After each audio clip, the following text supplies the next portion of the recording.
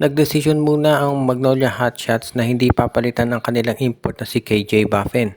Ito'y pagkatapos nilang talunin itong Barangay Ginebra at in fairness nung maganda nilaro ni Buffen at sa tingin ng karamihan ay parang nagsisettle na to at alam na niya ang kailangan niyang gawin para dito sa Hotshots at yung paano sila magiging mas maganda yung tatakbuhin ng kanilang laro. Sa kasalukuyan, no, itong Magnolia, dahil doon sa panalo nila sa Ginebra, medyo nag-improve yung standings nila at nagkakaroon sila ng momentum para doon sa susunod na game dahil ang Ginebra kinoconsider na isa sa mga powerhouse teams sa PBA.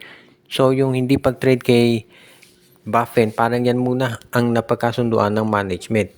Kung sa bagay, ito naman si KJ Buffen, in fairness, okay yung mga numero niya, no? Kaya sa tingin ko, okay, tama itong naging desisyon ni Coach L.A. Tenorio na hindi palitan ang nasabing import. Ngayon, ang hindi natin masasabi na hindi matutuloy ay yung mga na napapabalita na baka trades na po pwedeng gawin nitong Magnolia dahil alam natin na itong Magnolia meron namang mga trade talaga yan na pinaplano para maging mas maganda at mas malakas itong kanilang roster. Alam din natin na merong mga players ng Magnolia na baka malagay sa trading block, kabilang na dyan itong si James Laput. And of course, ito si Javi Gomez de Leaño, gaya nung nabanggit natin, at si Chris Kuhn. Maski na yung kanilang rookie na si Yuken Andrada, no? Marami nagsasabi na parang nasayang lang to sa Magnolia dahil hindi naman nabibigyan ng minuto. Ang laking player, may 3-point shot pero nanto lang sa bench ng Magnolia. Kaya ito si Andrada baka isa doon sa mga players ng Magnolia na eventually bibitawan din nila kapalit ng isang veterano na magbibigay ng tulong dito kay Xavier Lucero at sa iba pang players ng Hotshots.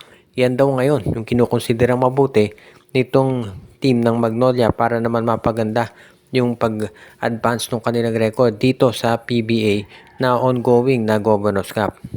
Ang NLEX Road Warriors daw ngayon ay nandito sa tinatawag na win now mode at gusto na talaga nilang manalo at ang nakikita nila na po pwedeng maging advantage dito ay ang pagkuha kay Maverick Hanmisi ng Terra Firma G para magkaroon sila ng isa pang veterano.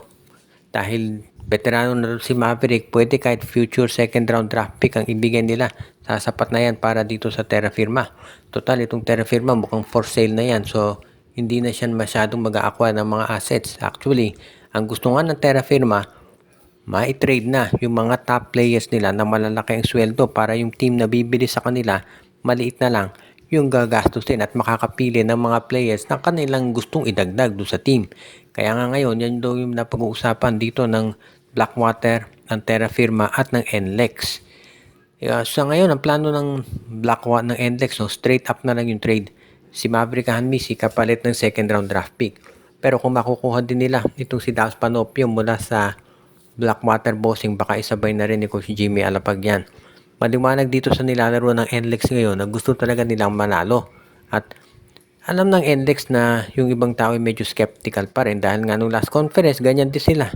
Number 1 seed pero nalaglag nung pagdating ng semis at ng quarters. Kaya nga mukhang hinahanap ngayon ng NLEX talaga ay maipakita na sila magiging ready na at maglaro ng talagang team na kakayanin yung mga heavy teams dito sa kanilang roster. Kung magiging maganda to para sa NLEX, of course, ang magiging big test dito sa NLEX, ang ganda ng record nila ngayon pero makakaharap nila mamaya ang TNT Tropa. So, tignan natin kung kakayanin ng NLEX manalo kontra dito sa TNT dahil talaga magiging isa yan sa susubaybayan ng mga tao dahil alam nila may history nga itong NLEX na palaging natatalo pag ang kaharap TNT lalo na kapag crucial yung game.